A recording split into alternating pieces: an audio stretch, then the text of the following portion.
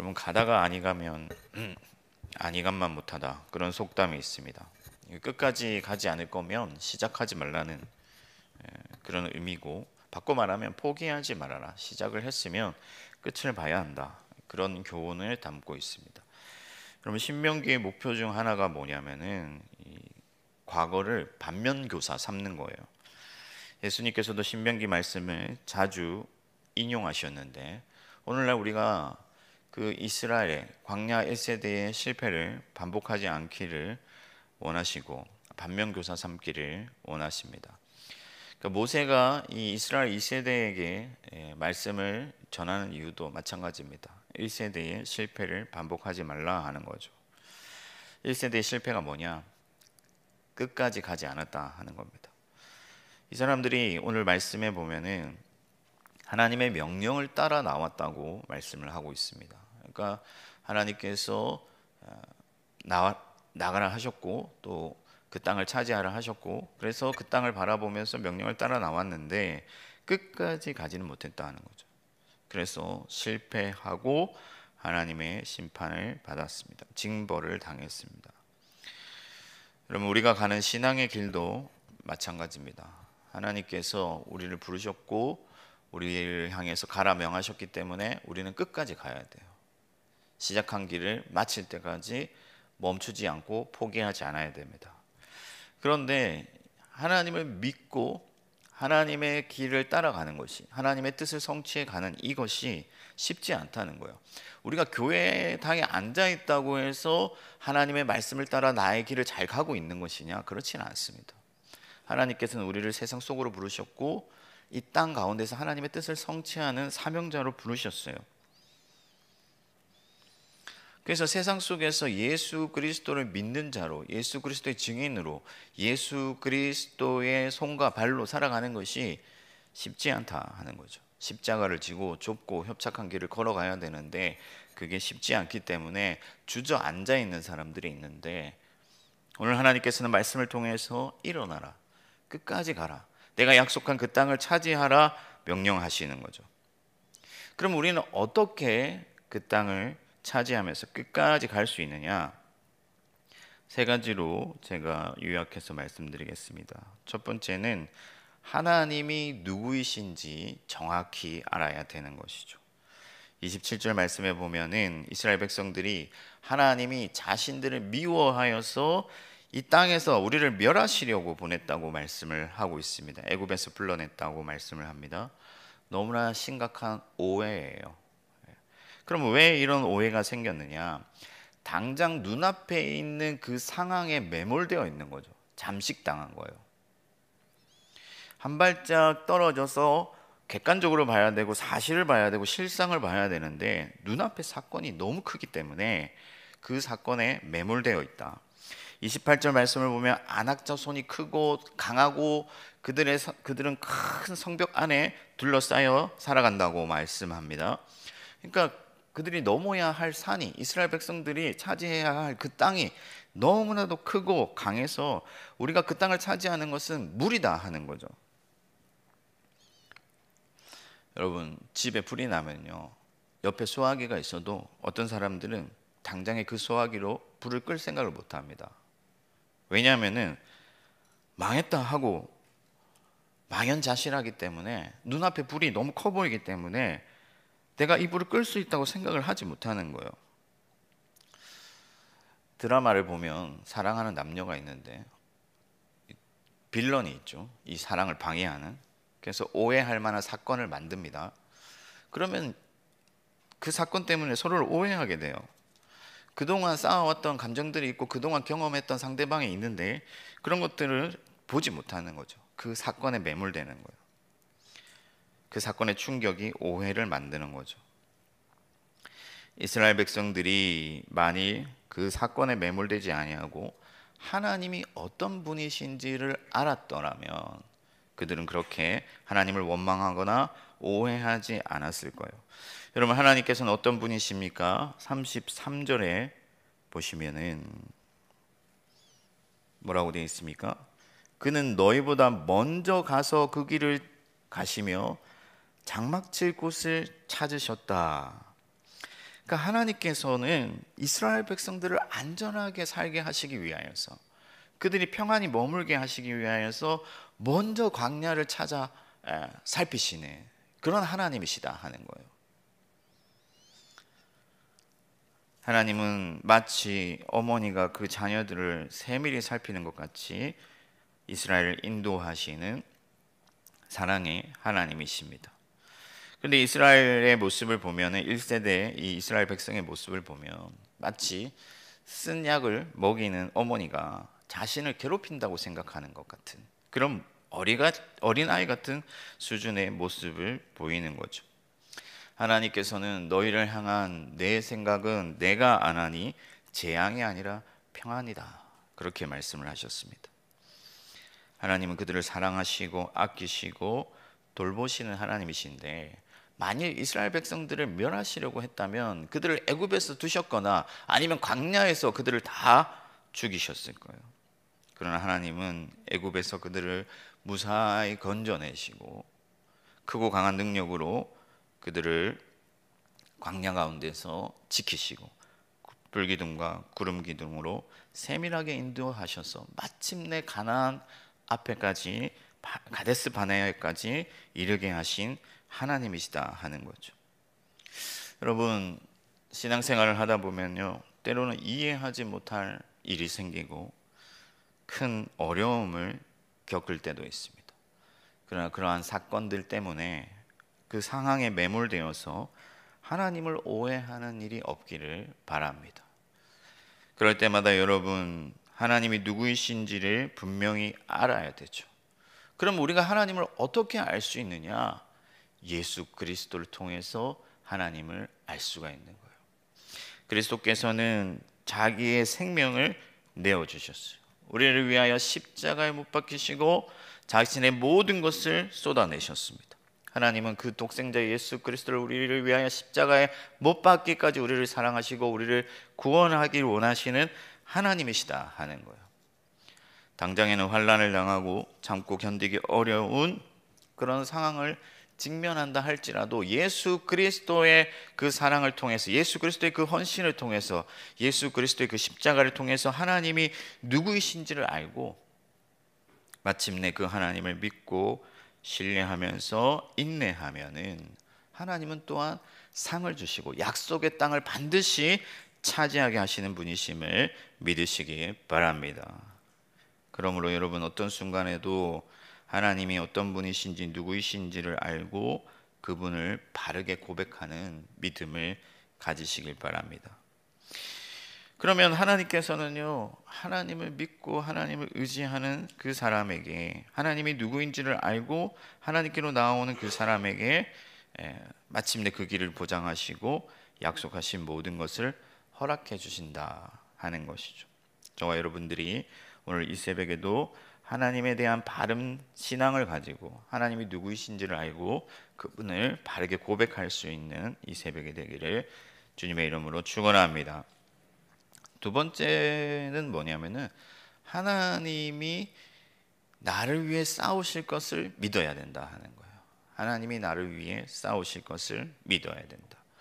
예수님은 전쟁을 시작할 때 전력을 비교해 보라고 하셨잖아요. 전쟁을 할 때 내가 항복을 할지 아니면 싸울지 이 서로 간의 어떤 군사력을 비교해 봐야 된다고 말씀을 하셨고, 또 건축을 할 때는 자본을 계산해 봐야 된다고도 말씀을 하셨습니다.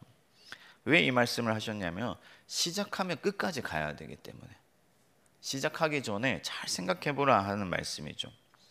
여러분, 예수님께서 가시고자 하는 그 길은 아무나 갈 수 있는 길이 아니에요. 좁고 협착하여 찾는 이가 많지 아니하고 십자가를 지고 가야 되는 길이에요. 그런데 예수님의 말씀처럼 잘 계산을 해보면 충분한 가치가 있을 뿐만 아니라 우리는 이 길을 능히 갈 수 있다는 거예요. 왜 그렇습니까? 성령께서 함께 하시는 길이고 하나님이 우리를 도우시고 붙드시고 이끌어내실 것이기 때문에 우리는 계산을 잘 해보면 반드시 우리가 나아갈 수 있고 또 이길 수 있다는 믿음이 생겨나게 되는 것이죠. 하나님께서 나를 위해서 싸우실 것이기 때문에 내가 믿고 갈 수가 있는 거예요.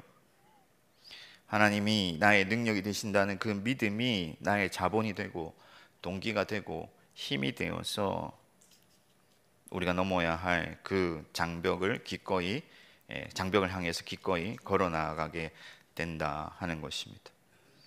실제로 많은 그리스도인들이 자기 생명을 버리더라도 끝까지 하나님을 믿는 믿음으로 나아갔습니다. 왜? 하나님께서 내가 설령 죽음을 맞이한다 할지라도 하나님이 나의 영혼을 구원하시고 나를 이기게, 사망을 이기게 하실 것을 믿었기 때문에 나아간 것이죠. 만일 이스라엘이 하나님의 능력을 믿었더라면 두려워하거나 염려하지 않았을 거예요. 사실은 모세가 두려워하지 마라, 염려하지 마라, 그 땅을 하나님께서 너에게 주실 것이다, 그 땅을 차지하라 했을 때 12 정탐꾼을 보내자 했던 것부터 그들은 사실 그들의 마음에 주저함이 있었던 것은 하나님을 믿지 못했기 때문에, 그리고 정탐꾼들이 아낙 자손에 대해서 보고했을 때 역시나 그들은 하나님을 믿지 못하고 그 땅을 차지하기를 원하지 않았습니다. 30절 말씀에 보면 여호와께서 이제도 너희를 위하여 싸우실 것이다 라고 말씀합니다. 여러분, 전능한 하나님이 싸우시는 거예요. 이스라엘은 이미 그 싸우시는 하나님을 경험했습니다. 언제 경험했냐 하면 애굽에서 경험했고 광야에서 경험했어요. 하나님은 크고 강하시기 때문에 그 어떤 것도 적수가 될 수가 없고, 여러분들이 나아가는 그 길에 그 무엇도 여러분들을 막아서지 못하고, 하나님은 반드시 여러분들을 이기게 하시고 무찌르게 하시고 다 무너뜨리셔서 그 길을 통과하게 하시는 하나님이다 하시는 거죠. 여러분, 이스라엘 백성들이 애굽을 지나 나올 때에 홍해를 건너왔잖아요. 큰 바다도 이스라엘을 가로막지 못하고 하나님께서 그 바다를 가르셔서 그들을 건져내셨는데, 이 이스라엘 백성들이 아낙 자손이 너무나 크고 강한 것을 보고 하나님을 믿지 못했다. 믿지 못했기에 그들과 싸울 수 없었다 하는 거죠. 여러분, 아낙 자손이 크다 한들 하늘 아래에 있고 하나님은 온 우주의 통치자인 것을 믿으시기 바랍니다. 제가 얼마 전에 인터넷을 보니까 사탄 마귀와 예수님이 이렇게 마귀를 걸어놓고 예수님과 팔씨름하는 그런 장면이 있더라고요. 여러분, 이거 크게 잘못된 장면입니다. 잘못된 이미지예요. 왜 그렇습니까? 사탄은 예수님의 적수가 될 수가 없어요. 예수님은 사탄을 그분 발 아래 두시고 발로 밟으신다 하는 거예요. 어떤 극단적인 선교단체들이 이 성도들의 전투력을 끌어올리기 위해서 그런 이미지들을 사용하는데, 여러분, 이미 주님께서는 승리하셨다는 것을 믿으시기 바랍니다. 그 무엇도 그리스도의 적수가 될 수 없습니다. 그러므로 여러분들이 가야 할 길에 그 어떤 것도 여러분들의 적수가 될 수 없다는 것을 믿으시고 날마다 담대히 하나님의 뜻을 이루며 나아가기를 축복합니다. 여러분, 우리가 예수 믿기로 했을 때 어떤 생각을 하셨습니까? 예수님은 누구든지 자기 십자가를 지고 오라고 하셨어요. 우리가 가는 길은 쉬운 길이 아니에요. 희생하는 길이고 헌신하는 길이고 용서하는 길이고 나눠주는 길이고 베푸는 길이고 생명을 내어주는 길이에요. 이 길을 어떻게 우리 같은 사람들이 걸어갈 수 있습니까? 하나님께서 내 안에서 성령을 통해서 싸우시기 때문에 우리가 능히 이 길을 걸어갈 수 있는 것이죠. 그러므로 날마다 하나님이 나를 위해서 싸우시고 나를 위해서 일하신다는 사실을 믿으면서 계속해서 하나님 섬기기를 힘쓰고 기도의 제단을 쌓고 그리스도의 날에 이르기까지 하나님의 나라를 이루며 나아가는 저와 여러분들 되기를 축복합니다. 세 번째는 우리가 어떻게 이 길을 끝까지 갈 수 있느냐, 하나님의 은혜를 기억해야 된다 하는 거예요. 은혜를 기억해야 된다. 여러분, 신명기는 거듭 말씀한다, 거듭 명령한다라는 의미예요. 왜 반복해서 거듭해서 말하느냐? 잊지 말라는 거죠.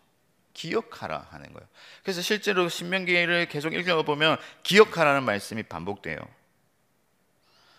여러분, 모세가 지금 2세대 이스라엘 백성들에게 이 얘기를 하는 이유는 뭐냐면은 잊지 말라는 거예요. 1세대들의 그 실패를 잊지 말라 하는 거죠.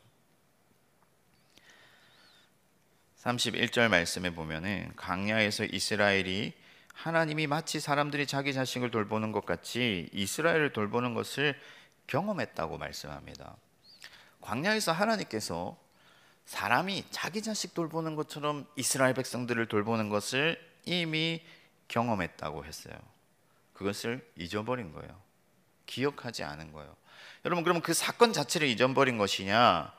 아니죠. 여러분, 홍해를 건너온 사건, 또 광야에서 하나님께서 만나를 주시고 이런 사건들을 어떻게 잊어버리겠습니까? 사건을 잊어버린 것이 아니라 깨달음이 없다 하는 거죠. 하나님이 그렇게 세밀하게 살피시고 은혜를 주셨는데 그 은혜에 대한 깨달음이 없어요. 그 은혜를 잊어버렸다 하는 겁니다.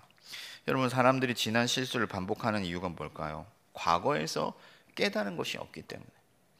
이 요즘 또 그 총선 기간이잖아요. 지난 역사들을 돌아보면요, 정치인들이 하는 말은 사실 믿을 게 못 돼요.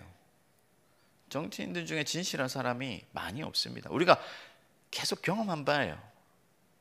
선거철에는 뭐든지 다 할 것처럼 했지만 끝나면 반성하고 사과하고 다시 잘하겠습니다. 늘 반복되죠. 그런데도 어떤 정치인들의 말을 믿고 그 사람들이 절대적인 것처럼 추앙하는 그런 사람들이 있다는 거예요. 여러분, 만일 이스라엘이 하나님이 애굽에서 바로 왕을 꺾으셨을 때 이스라엘 백성들이 하나님의 은혜와 능력을 깊이 깨닫고 그 은혜를 끝까지 기억했다면은 그들은 지금처럼 두려워하거나 떨지 않았을 거예요. 하나님이 바로 왕을 굴복시킨 사건에서 배운 바가 없고 그것을 기억하지 않았기 때문에, 못했기 때문에 그들은 이와 같은 모습을 보이는 것이죠. 여러분, 30절 말씀에 보면 행하셨던 것처럼 이제도 하실 것이다 이렇게 말씀을 하는데, 여러분, 하나님께서는 신실하신 하나님이시잖아요. 이전에 우리를 사랑하셨는데 지금은 사랑하시지 않고, 혹은 이전에 우리를 도우셨는데 지금은 도우시지 않는 게 아니라 하는 것이죠. 하나님의 은혜는 항상 있고 영원한 은혜이기 때문에 우리가 이전에 베풀어 주신 그 은혜를 기억한다면은, 그리스도 예수의 십자가 사랑으로 우리를 구원하신 그 은혜와 우리를 지금까지 인도하신 그 은혜를 기억한다면은 앞으로도 우리를 도우실 그 하나님의 은혜에 대하여 확신하며 나아갈 수가 있는 것이죠. 사무엘이 에벤에셀이라 할 때 여기까지 도우셨다, 바꿔 말하면 앞으로도 도우실 것이다 하는 것이죠. 바울은 너희 안에 착한 일을 시작하신 이가 그리스도의 날까지 이루실 것을 확신한다 말했습니다.